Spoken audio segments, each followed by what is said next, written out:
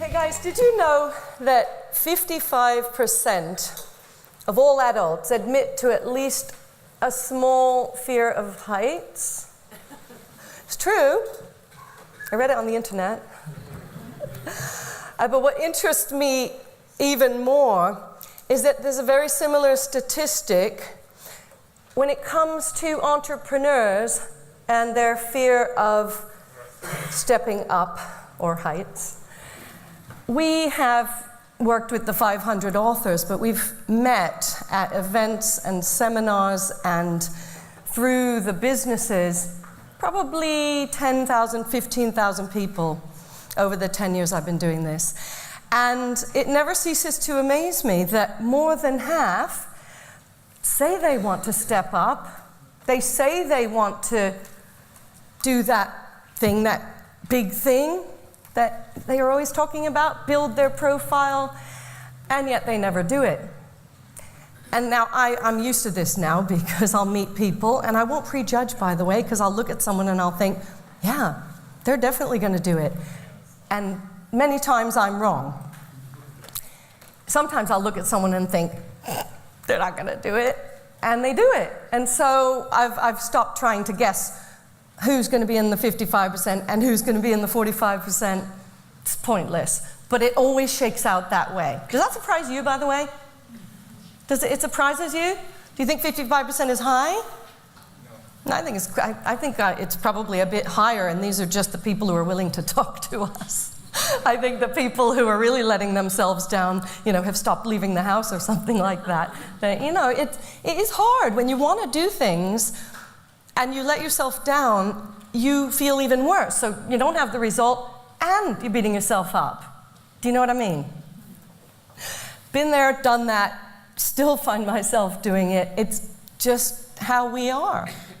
So we talk about these things and we say that we want to be big, be bold, step up, and sometimes we don't do it. So I'm letting you know that it's perfectly okay if you have thought about writing a book in the past and you haven't done it. Yeah, I won't ask you to stick a hand up, because I know how the numbers will work out. The good news is, of course, that if you want to step up, you can, and sometimes you might need a bit of a hand, but you can do it. And really, that's what my business is all about, and that's why I'm here today talking to you specifically about writing a book. Yes, we put a lovely, sexy headline on there, Double Your Income. That was to get your attention. And we're going to talk about more than money as well. Is that okay, by the way? Yeah, you're okay if I talk about more than just financials? I hope so. Because if you notice, it doesn't say double your income with a book. What does it say? Double your income with a?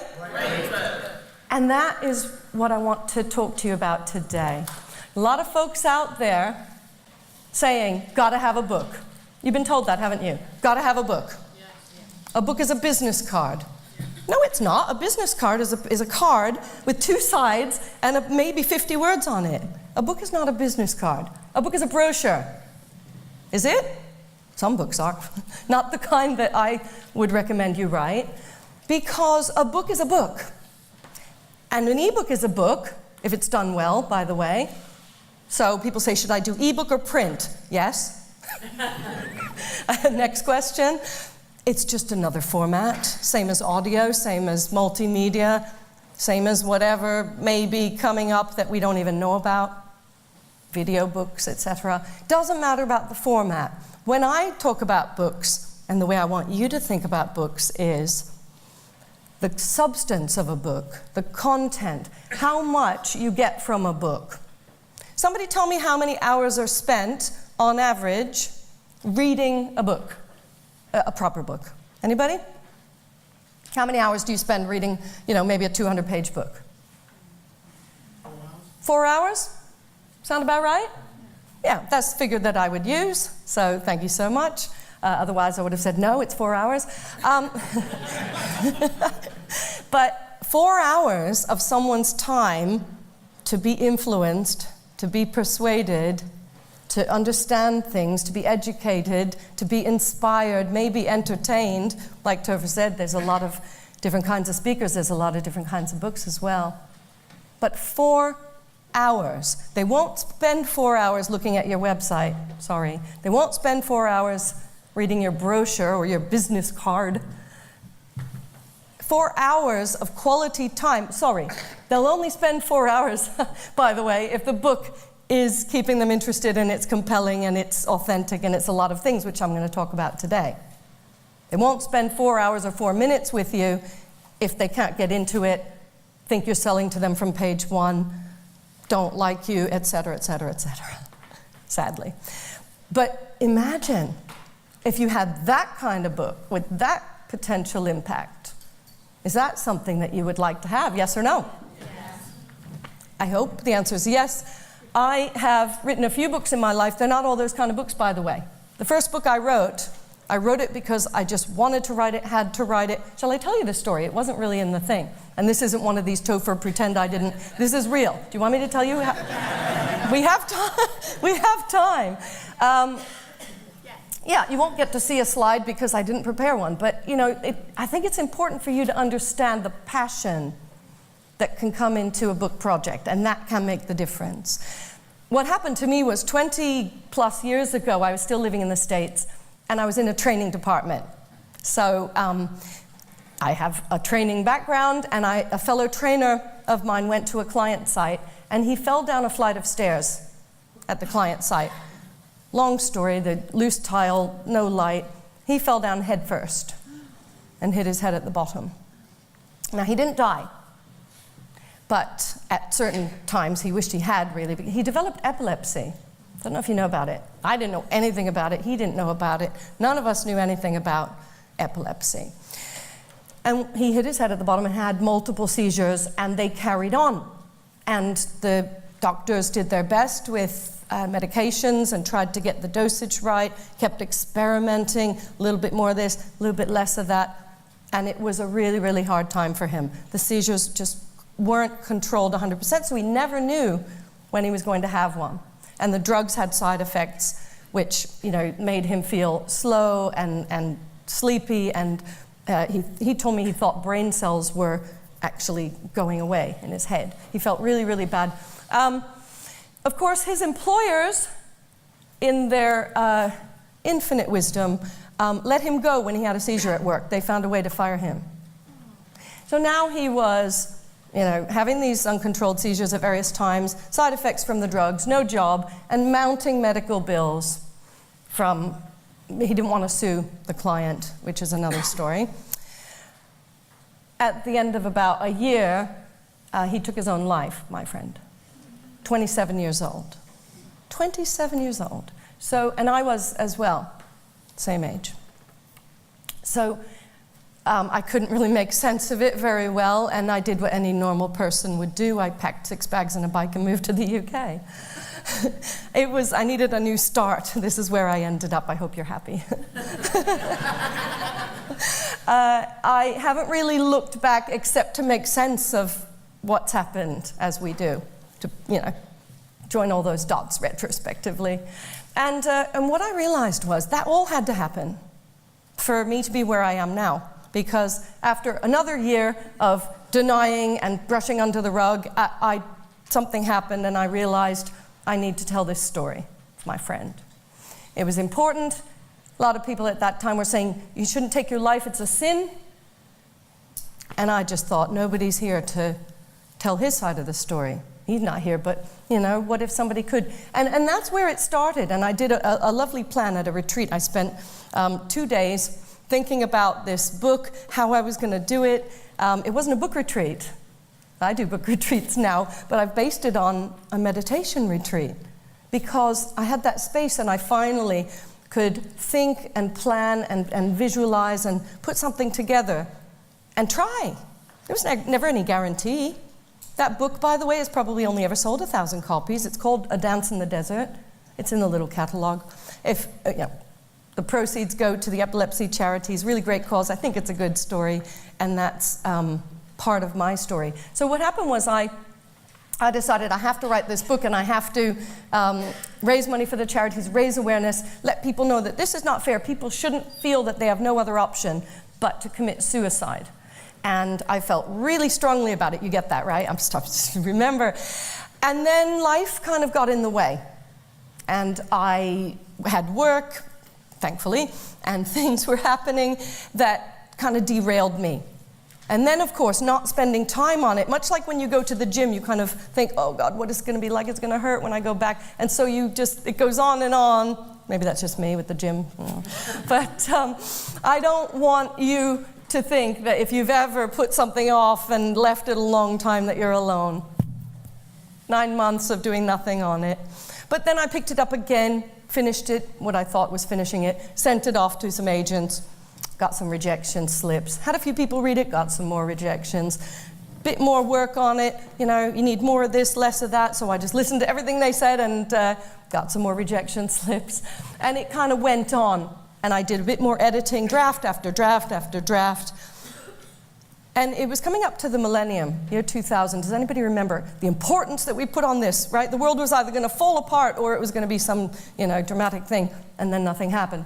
But leading up to it, I felt I cannot enter a new year, decade, century, and millennium without a book still in print. It was that strong. And I thought, my original goal of helping people, was I achieving that? No, book still wasn't out. Was I doing any of the things? No, I was holding out for someone to validate me and say, you are worthy, your book is worthy of being published. Nonsense. They told me to make these changes, I made them, they didn't publish it. More on that later. So I ended up publishing the book. And as I said, the book didn't become a bestseller, except maybe for a few days here and there when we did a promotion. But the main thing that it did was it started to attract a lot of people to me. My training and coaching background, it turned out, was ideal. And the fact that I'd help people with books, other people wanted to know. Other people said, how did you do it? I said, don't do it how I did it. But I developed the program, and the book midwife concept came from wishing I'd had one, and I just struggled on my own for 10 years. That's not how you want to do it. So if you've already spent the 10 years, I'm sorry. However, 90 days from now, you could be done. Right. Very exciting. I hope you feel inspired that at least one person standing on a stage right now has had passion and wanted to do it and did it. However, most people won't. They do this, I want to do it, but I'm scared. I want to do it. I'm going to do it, but back, right? I'm gonna do it, and then we do this kind of dance, not just with books, by the way. But when it comes to a book, there's something so big and scary about it, somehow. What do you think people say when they give me their reasons or excuses why their book is not happening? Time. Oh, my favorite. I have no time. You're right, they say it, and I appreciate you just saying that's what other people say, not what you say.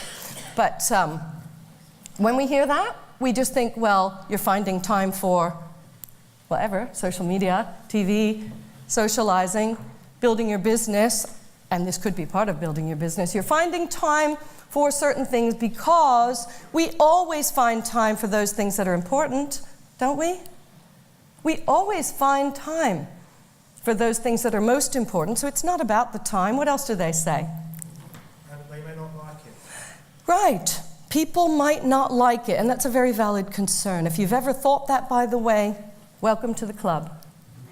So what's the option? Never write it, never publish it, then no one can see it, and you don't have to risk that. And this is not aimed at you, by the way, but a lot of people think that, and it stops them doing things, not just books. Websites, other products, speaking, for goodness sake. Some people have so much fear that is stronger than their motivation, and the fear wins. So I get really angry when the fear wins and somebody doesn't write a good book that can help them and others. Where was I going? Yes. So in terms of the fears, they start with, maybe they won't buy the book, or maybe they'll buy it and they won't like it. And what are they really saying? Maybe they won't like me. And that is something that, well, that's just part of the human condition, isn't it? That's just, we've just got to get over that, because there will be some people that like you, and there'll be some people who don't. There'll be some people who pretend to like you. There's lots of categories of people. I think the best thing that we can do is just relinquish control, put our best stuff out there into the market, and then see what happens. Letting the idea that somebody else might not, they're controlling what you do and don't do.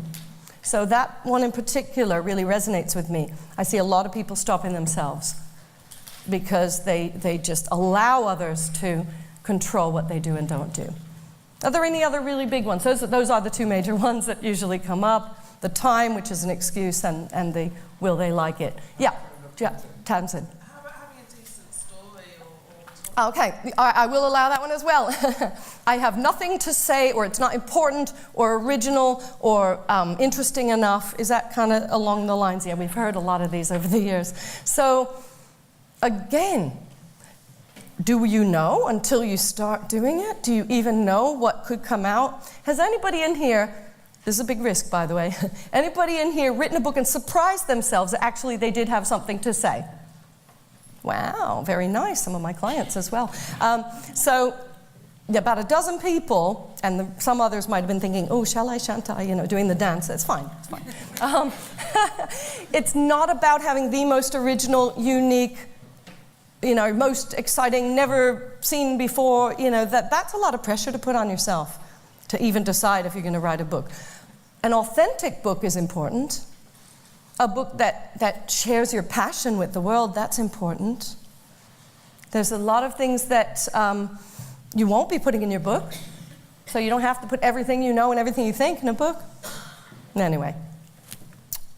As I said, a lot of people have the fear of stepping up, but when someone helps them out, they actually manage to do things. Is it true that you've had people help you achieve things in your life that you thought perhaps you could never do?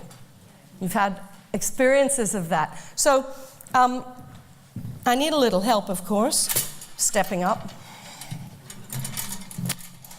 And I'm going to give you a tiny, tiny visual example, which you might remember after this. Depends. I want it to be for the right reasons. Right. So we do have 4 steps in my book, 24 Karat Bold, and I thought it would be quite fun to have 4 steps, but I chickened out, and we got the 3-step ladder. But it works, you'll see. But I want us to go through a few steps and then, make it step by step so you at least understand what the steps are. And then you can figure out what to do. So, is it okay with you if I step up? Yes. The first step is all about reach. At the moment, you're probably thinking, how can I reach more people? Anybody been thinking that? How can I reach more people? Well, this slide used to say, how can I reach lots of people? And I only had this distinction in the past 6 months. It's not always about lots of people or more people, is it? It's not only about quantity, it's also about quality. So reaching the right people, and maybe they would spend 4 hours reading your best ideas and insights. You have a good chance now to influence those right people. So this is, for me, much more important than how many people you reach. Having said that, I also have an open approach to social media. And if anybody sends me a request on Facebook, LinkedIn, Twitter, follows me, whatever, I'm open and I connect. I'm what they call a lion. I don't put it, LinkedIn Open Networker. But I'm that way on all my networks because you never know. That's another whole presentation. So to reach the right people, you need to do certain things. You need to think in certain ways. Who do you think you need to be thinking about, by the way, to reach those people? Yourself? Them. And the way most people start thinking about speaking and writing is, what do I want to say? And if you've thought that, as I say, it's completely normal. But I want you to stop. Stop doing that. And stop when you plan a blog. Stop thinking what you want to say and what you want to write. If you're going to speak, stop thinking about what you're going to say to people and how you're going to say it, and obsess with the reader. Obsess with the client. I want you to stalk them if you have to, but get to know them intimately so that they get that. Because have you read a book where you felt, God, this was written just for me? Have you read that kind of book, yes or no? Yeah. We've all read, well, most of us have read that kind of book, or watched that kind of video, or seen that kind of presentation where you think someone's talking just to you. Maybe I am. I want you to think about reaching those right people. I'm going to share with you a little story of someone who did it well. I don't know if you've seen the book before. It's a book about behavior in organizations. And it's written by a guy called Steve who had 28 years of experience in organization development, very, very well qualified, PhD, lots of experience. I don't know if you can see the testimonials, but they're from Reuters and the Met Police, and very, very well connected.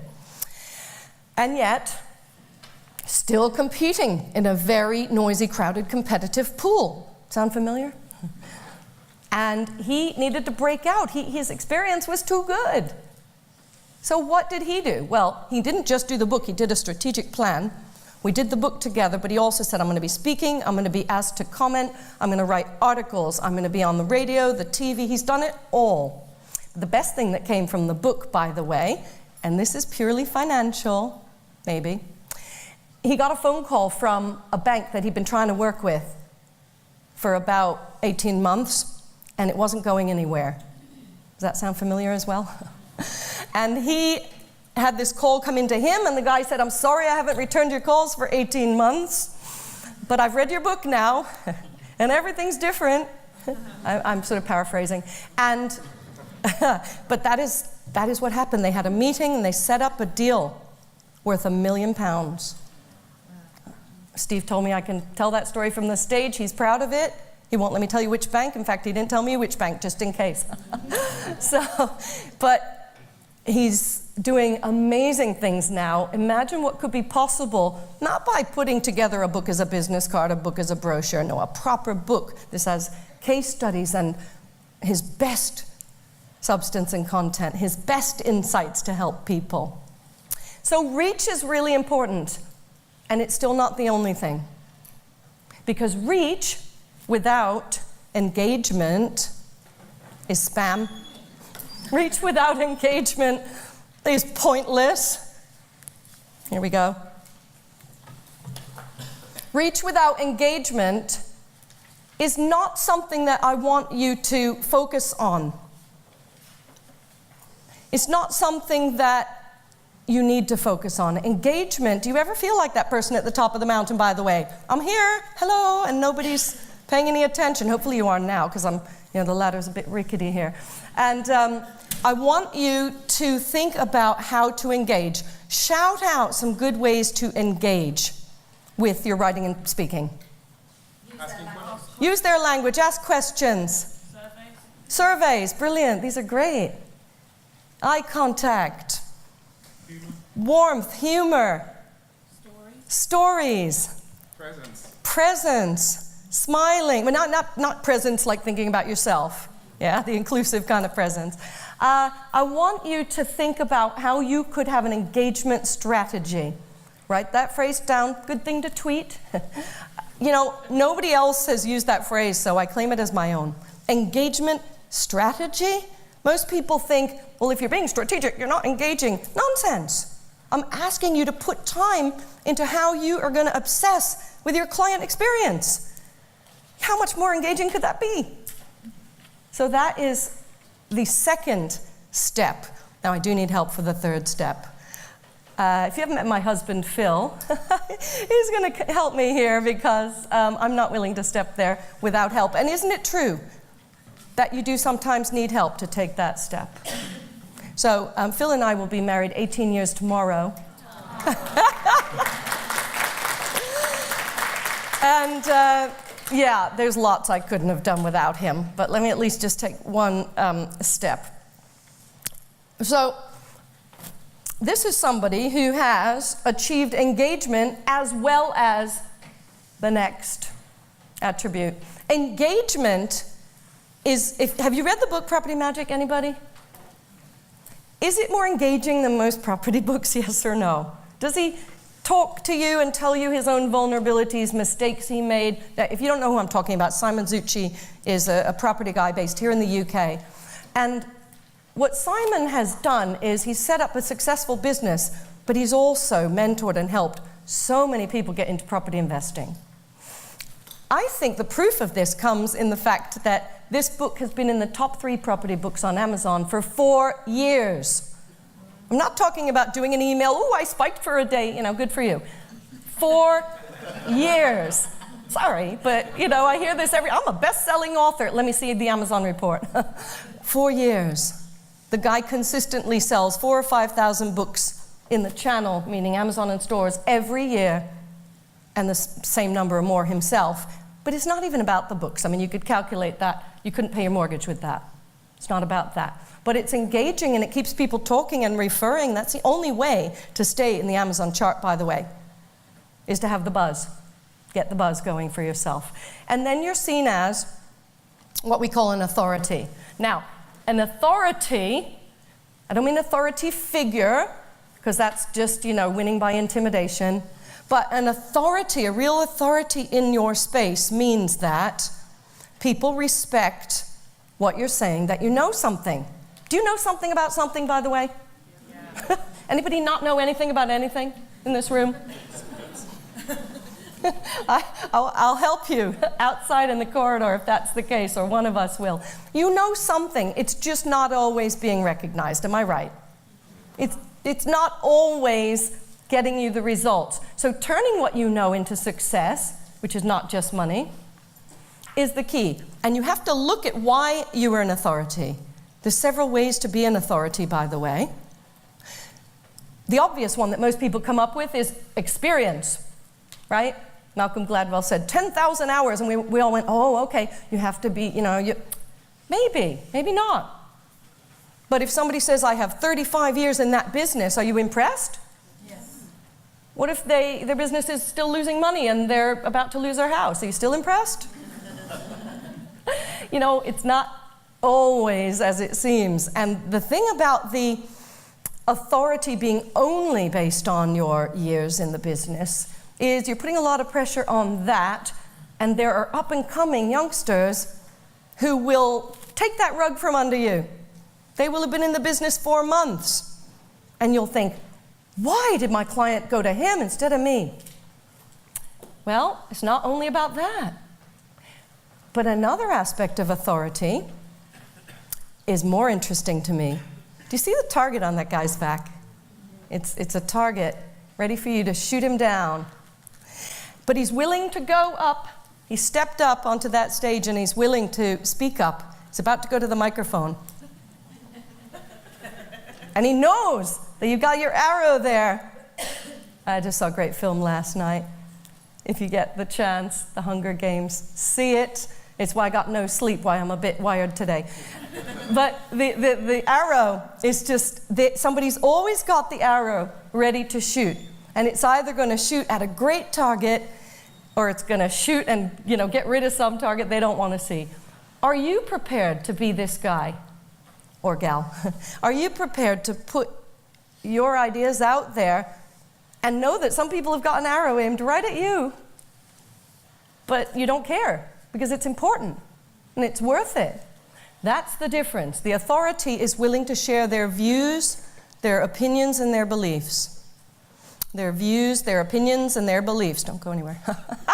I don't claim to be a total authority on every aspect of writing and publishing. That would be pointless. I think I am rather an authority on helping people write a great book fast, and I just center on that every time. Are you defining a nice, easy to manage space for yourself? Call it a micro niche or some of the other terms you've been using, but let's get rid of the marketing terms.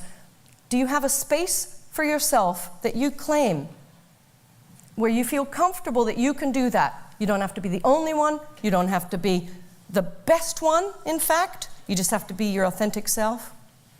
But you know what space you play in. And equally, Topher was saying, if he's asked to do a gig and he can't do it, he'll refer someone. If I'm asked to do a speaking gig and it's not in my space, I refer it to one of my colleagues.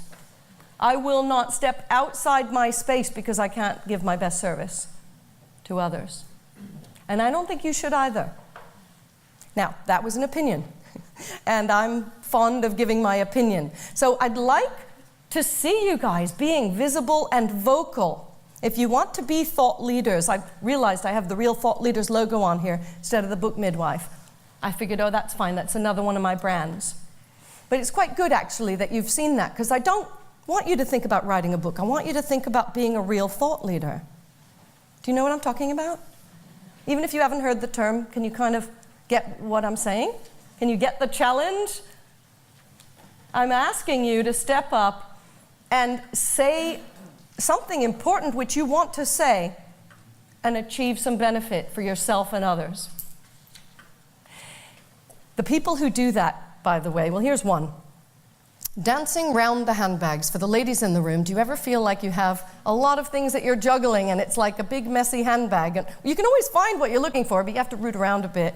But dancing around the handbags, gentlemen, implies that we ladies have a lot of different compartments and things that we are balancing. Lynn Kopp understands this. For 15 years, she has claimed that space for herself. That's all she speaks about, writes about, thinks about.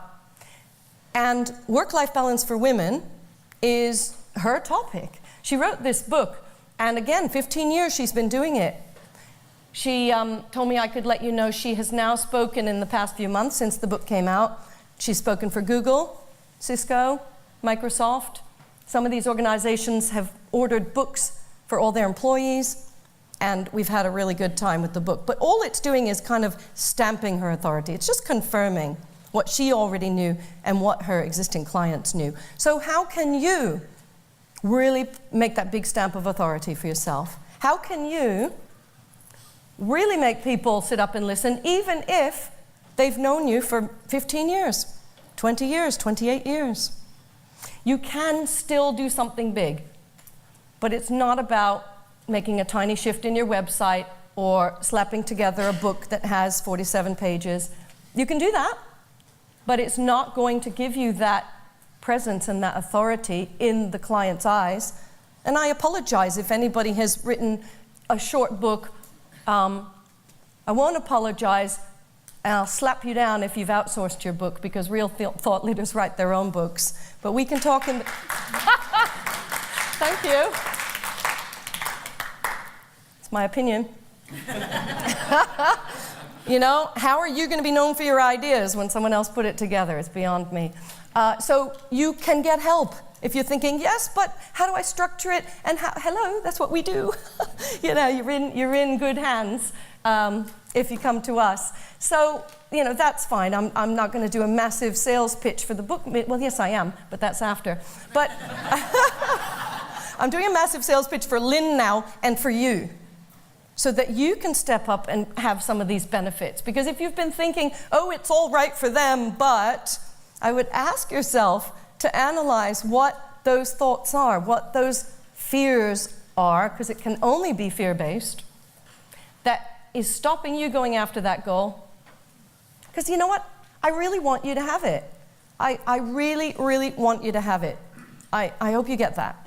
I don't look to, you know, get rich quick and help other people get rich quick. And, you know, let's get rich for the long term. Let's do some long-term things for ourselves and others. And those are the kind of books I want you to consider writing. And those are the kind of books I get passionate about. And those are the only kind of books that we help people with, by the way. So if you're thinking of the book Midwife, can I slap something together in 4 weeks? You know, no, we're not for you. Will you get me a ghostwriter? No, we won't. You know, we'll help you and encourage you to discover what it is that you want to put out there, and we'll help you get the best possible book, a great book, because none of these people could have done it unless they had gone to the effort of writing a great book.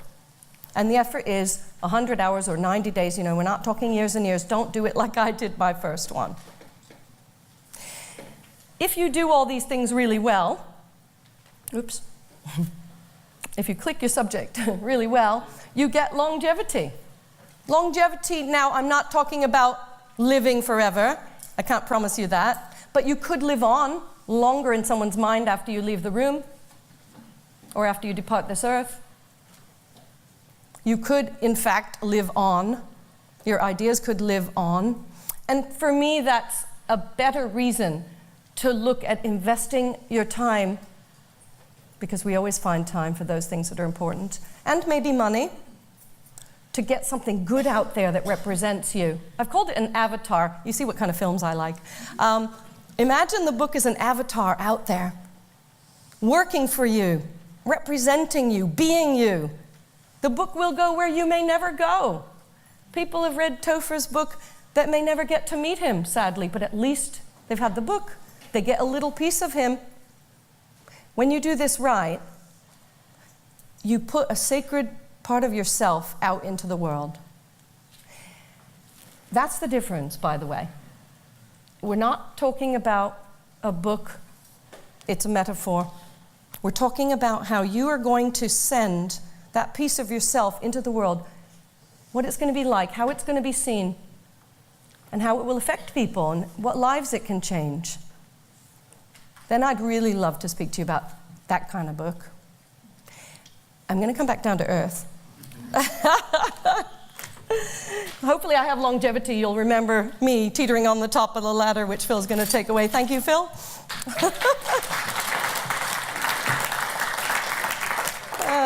I only added the ladder in this year, and I'm still a bit kind of, should I, shouldn't I? But it was fun for me anyway. You know, I want you to be remembered. Is it a crowded market and a crowded space where you are? Who's operating in a noisy, crowded space with competitors, where it seems sometimes there's a shrinking pie and everyone else is grabbing their piece? You deserve your piece. You know, that's why I'm here. That's why I'm speaking to you. I said I'd talk about books, but it's not really about a book. It's about that book at the hub of something strategic, where you put yourself out there and you let people get to know you. Yeah, your ideas, your opinions, maybe you're a bit vulnerable, and maybe that'll pay off. Paid off for Simon, it's paid off for people I know who are willing to share the mistakes they've made. So I would really encourage you to speak to us about how to take those steps, so that this time, if I come to the Superconference and you are not holding your book, my arrow's ready. There's no excuse. You can do it. You may need a bit of help figuring things out, but if you've been thinking about it for a long time, you should do it. But anyway, I said it's not all about fame and fortune, but I thought I'll share with you some fun things, because sometimes it's about fame and fortune. So, fame, well, all these pictures were from Stanley Jackson's book launch, where I was very privileged to attend and got to host Jo Brand for the evening, who is a comedian on the TV, if you haven't seen her. She's done a lot of stuff recently. She's better than ever. And she is one of Stanley's clients, and she, you know, it was a whole night filled with celebrities. On the bottom left picture with the glasses is Lord Lamont. There's Digby Jones on the top right. There were some other people I was supposed to know, you know, but they're in sport, and so I didn't know who they were. But you might recognize them. But, you know, it was really exciting. And it made a big splash, and it did get, I think, 3 lines in the Daily Telegraph or some newspaper. But the most important thing is now people are talking about the book and Stanley, and he books celebrity speakers and others. I'm on his website, and not under the celebrity tag. But he is getting more known, and it's fun to get this kind of celebration for yourself. You know, it's been a miserable time for some people. Not much cause for celebration. And the book launches I've been to in the past 6 months have been stunning. And this one was at Daunt's. I don't know if you can see in the middle, the big picture. But has anybody been to Daunt's? Fabulous, isn't it? I just hope they can stick around. You know, it's known for being a travel bookstore. Wonderful place. And he did it big time. You know, nice wine, beautiful speakers, and a lovely event. So maybe you do want some fame. There's nothing wrong with that, by the way. You know, the E word, it gets a bad rap. Nothing wrong with ego, wanting to be famous, wanting to be a celebrity. So if you're thinking, oh, but I won't say, no, say it. You know what? Great, because I think it's the people who want that actually go out and achieve it. Do you know what I mean? They can get what they want. If it's celebrity or fame, that's fine. Where I have a problem is if you want fame for the sake of it. So then what? What are you going to be famous for? Then it comes back to the substance, doesn't it? But if you like the idea of being known, people talking about you, I keep seeing you everywhere, this kind of thing, it's exciting. The other day I was at Business 2012, not on the same stage as Branson, but I was walking down the corridor and somebody came running up to me, Mindy! And I didn't know who they were, and my assistant, and like, who is it? Should I know this person? She was like, I don't know. And so, we're doing this little sign language thing. And afterwards, she said, no, look, she's not on our database. She's not done any of our courses. This is just like a complete stranger who was excited to see you. And that was when I knew I'd made it. Very sad, I know. But it's fun for some people and not for the introverts, by the way. Oh, I want to ask the introverts to put their hands up. I was just... But introverts, yeah? If you're sitting there thinking, oh, please don't ask me. Writing is a really, really good way for you to become known and to go out there and achieve the reach and the engagement and the authority and the longevity without ever having to meet people. So, you know what? It's okay if you're introverted and you would never do this, what I'm doing, no matter how much someone paid you. That's fine. That's absolutely fine. And you can still achieve wild levels of success by writing and publishing. Thank God for the internet, that's what I say. So, fame is great. Fortune is great. I'll tell you some quick stories. There's Simon on the top left. I don't need to tell you a story, but that was us at the Professional Speakers Association, which is now the Professional Speaking Association, of which I'm London chapter president, if you want to know anything about Professional Speaking Association. But we were celebrating the first good year of sales of his book, and he's now gone on, I think that was 2009. Simon Zucchi, definitely worth looking up if you're into property. On the bottom left is Chris Davis. Now, Chris wrote a book called Winning Client Trust, all about banking reform. Anybody in banking? Yeah, really? Well, it's changing, isn't it? And the reputation of bankers and the word trust in a banking book, is pretty interesting. And what Chris did was he just put his ideas out there on this RDR review, which means nothing to anybody else. So if you know the banking sector, very specific, remember what I said, claim your space, and he stepped into that, and he is now working with 2 of the top 4 banks. He's been asked to speak everywhere. The book is being given to tons of banking people, and he has achieved success in such a quick time, and he's getting the actual contracts from it. He's seeing actual business. They are consultants. He's not giving his information for free. He's given a few books away for free, and now he's getting the consultancy business. There's Lynn Kopp, the handbag lady in the pink. And to the top right of where Lynn is Jean-Pierre de Villiers, personal trainer to the stars. He had one celebrity client, he told me, before the book, and they're now like queuing up apparently. He teaches women how to do Thai boxing and things like that. Ladies, you keen? Oh, have a look at him. You keen? Just, go for a few sessions, see what you think. He's,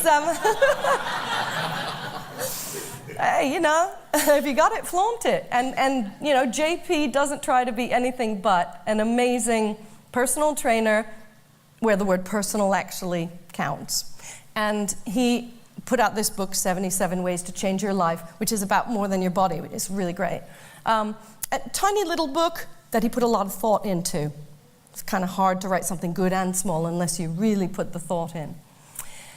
Underneath, you see 4 people lined up. I'm the second one, but it's about the first person in that. And that was at Chris Merrington's book launch. Chris wrote a book called Why Do Smart People Make Such Stupid Mistakes? Which is... I asked myself that, but he asked himself that and he wrote the book on it. It's about negotiations. If you ever feel that you could have negotiated better, a better deal for yourself, a better contract, a better client, a better, better terms, whatever, then you need to read the book. But Chris got so much publicity. He works very small space. He works in advertising agencies and marketing and design, that kind of thing. And he's only working with those kind of companies, so they all knew him already. So how is he going to grow his business in a recession? It's grown 40%, he told me. He's doing new things with existing clients. He's got tons of good products and services now. And he estimated that he's had £60,000 of new business from his book this year. It's been out about a year. I don't know if that number sounds a lot to you or a little. I don't know if that's enough.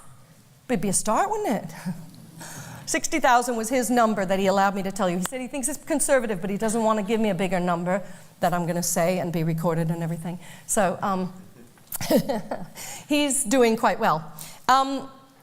And that is on the wrong page. I don't know if Alfie comes up again.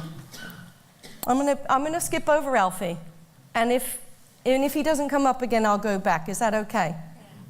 Because I put these slides together myself, and I may be good at what I do, but PowerPoint's not it. So let's just. But we need to talk about Alfie. But I think he's on the next page. The thing is, it's not all about fame and fortune.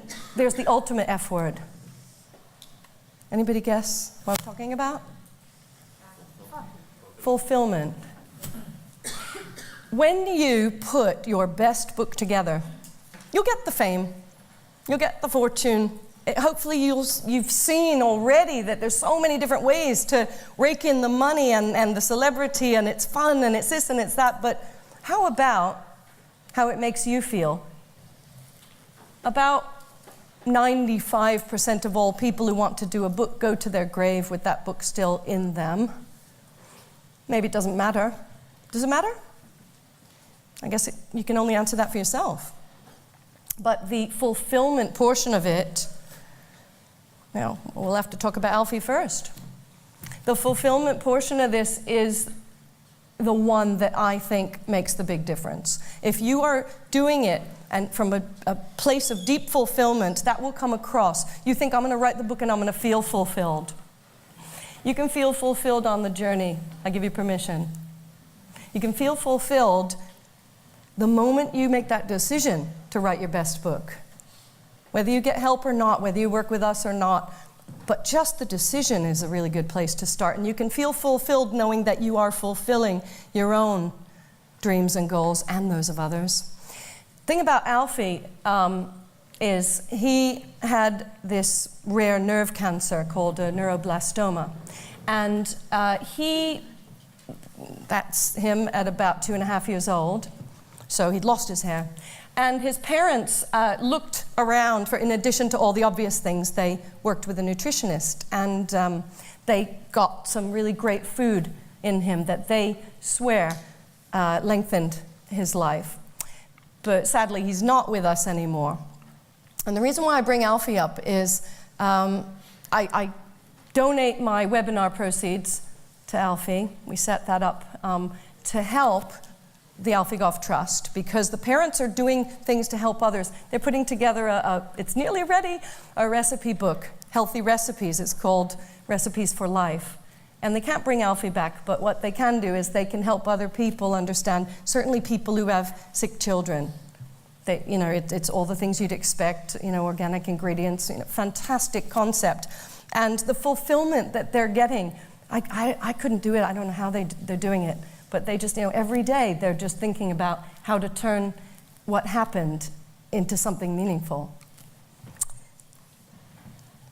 Well, moving from Alfie to Brad Burton, another baldy, but a little bit older. Anybody know Brad Burton, by the way? Right. Brad's a good friend of mine, and won't mind me teasing a little bit, even though he's not here to defend himself. The thing about Brad is, he's bold and opinionated, and everybody thought he should write a book. Very bold and opinionated. But it wasn't happening. He told me 5 years he'd been thinking of doing it, and it wasn't happening. So he did a private program with me. He didn't do any of our group programs. He just, one-to-one, and I'm still recovering. However, he did his book, Get Off Your You-Know-What, and he wrote the sequel, and he's writing his third, and he's off. He's just so thrilled. He did a tweet the other day, and he said, I wouldn't have done it without Mindy. And it's, I'm telling you this because there's somebody who you thought he doesn't need help. And if he asked for help and got it, by the way, then it's okay for you to ask for help as well, to step up. Second picture is Pushpa Vaghela. She's moved to Australia now, but maybe some of us remember her from the personal development community here. And she, too long a story to go into in detail, but she had a very interesting background, Asian background, alcoholic father, got married at a young age to escape that, only to find that her husband was an alcoholic as well, who ended up dying. And it wasn't until he died and that she could leave the husband's family business and everything, and she was studying for her accountancy degree between 2 a.m. and 5 a.m. in the morning to try to have a better life for herself and her children. Moved down to London, ended up working at the Treasury, did really, really well for herself, became a coach, and moved to Australia, so I never get to see her anymore. The point is, look at the smile. In terms of fulfillment, that was the biggest reason for her to do that book, to prove that all of that didn't just, it wasn't a waste. It happened for a reason. And she wants to help other ethnic women who feel trapped and to show them that things can be done and that they can have a great life. There's people who have really, really big, important goals, like Pushpa.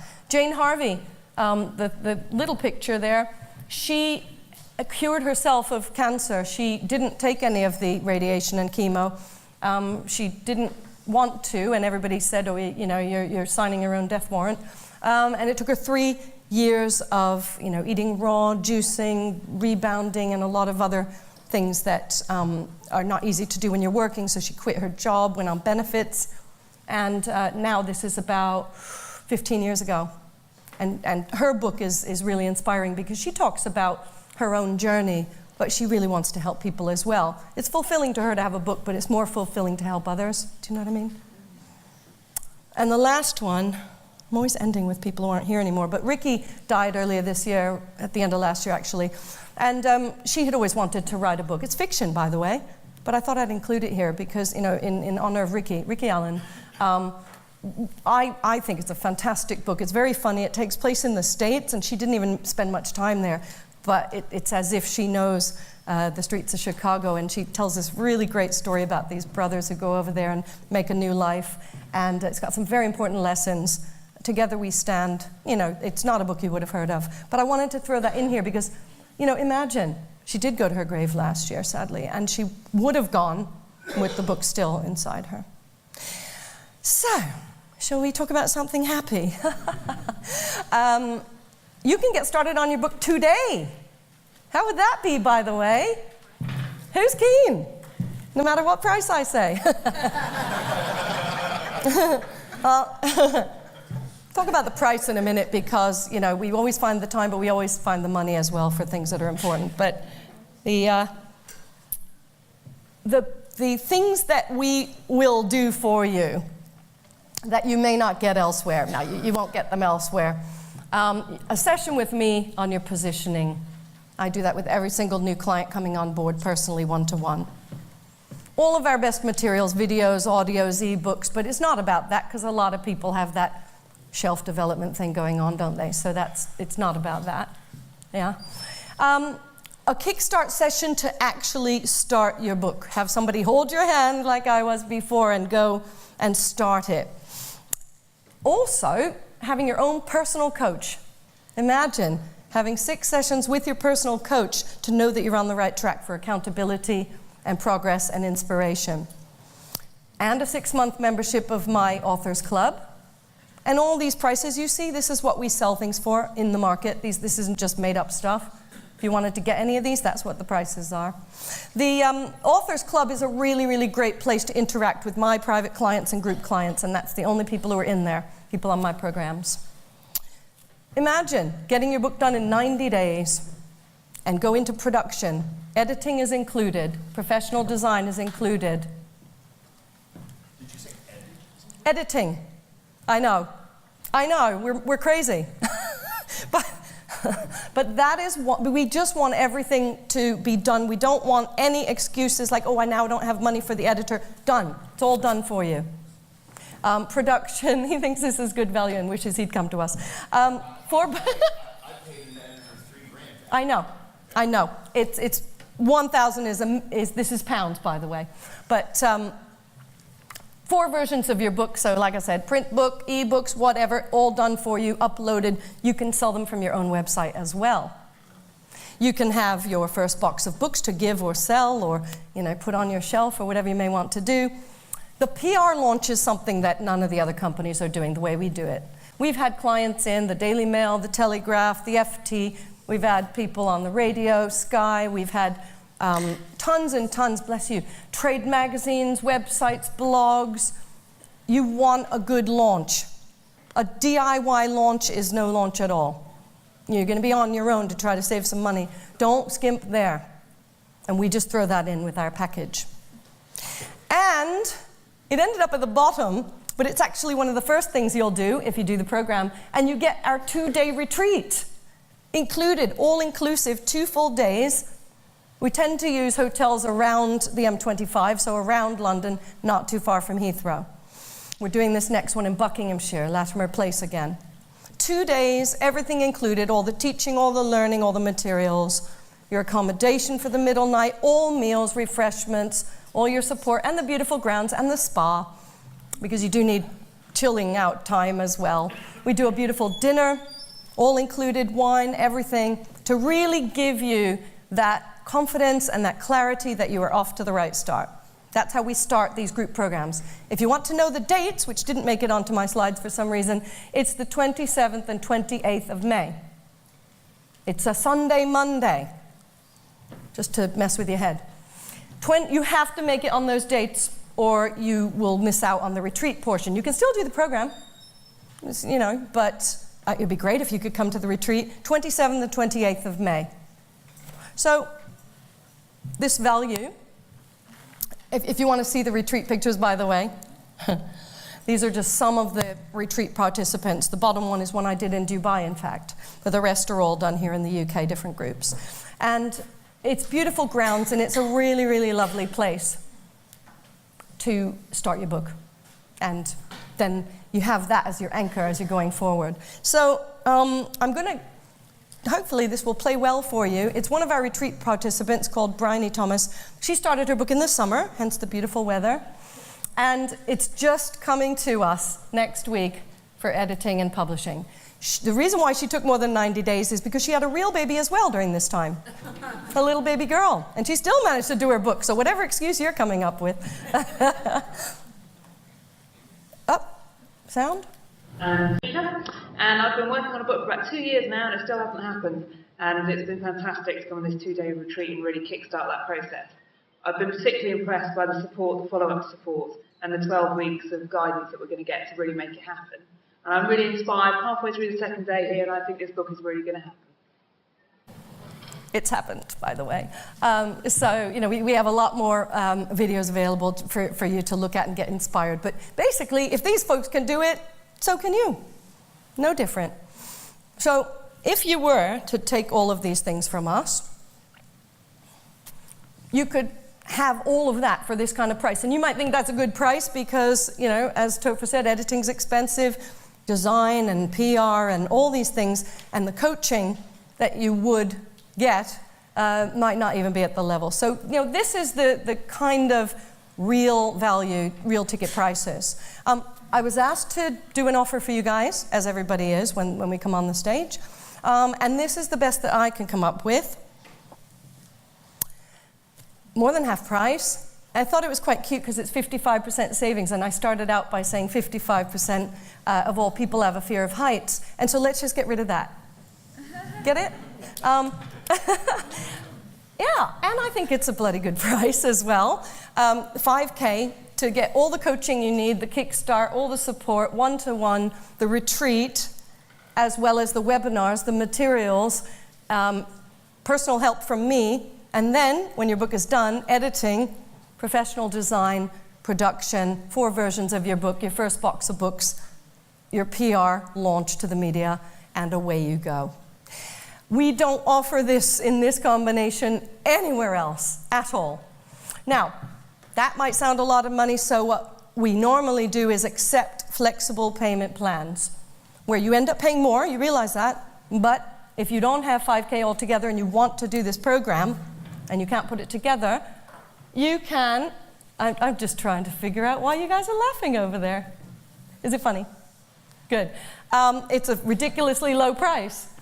The flexible payment plan gives you the ability to just pay £2,000 and then have 4 more payments of 1,000 plus VAT. So this is much more accessible for people who feel that they can't do it all together.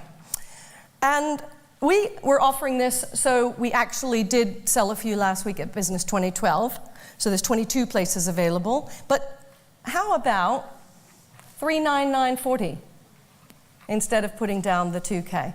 Now that represents the VAT.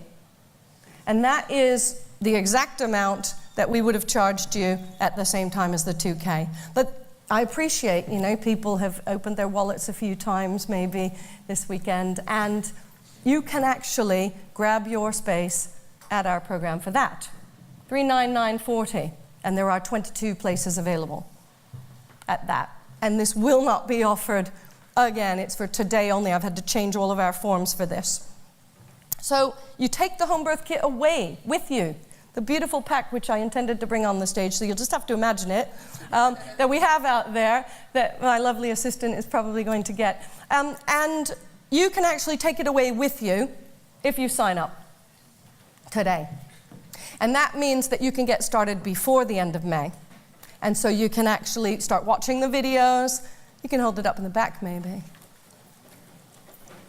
It's a beautiful set of materials which have the videos, audios, ebook products, the special paper, the pens, the guidance, the step-by-step instructions, and everything on all the materials. I mean, people buy this for $300 on our site, and so when you can just take yours away as part of the plan because you've reserved your place. Now, the first 10 people will also get a goodie bag. I thought, what can I do to kind of inspire people to take action? I know you want to do it. And so if you're thinking, yes, I'm definitely going to do this, we have 10 goodie bags available which have both of my books in it. That's 24 Karat Bold and Your Book in 100 Days. The mug, the pen, the magnet, and the eco-friendly bag for you to pose as an aspiring author, as the aspiring author and thought leader that you are. So if you would like to get one of those, you know what you need to do.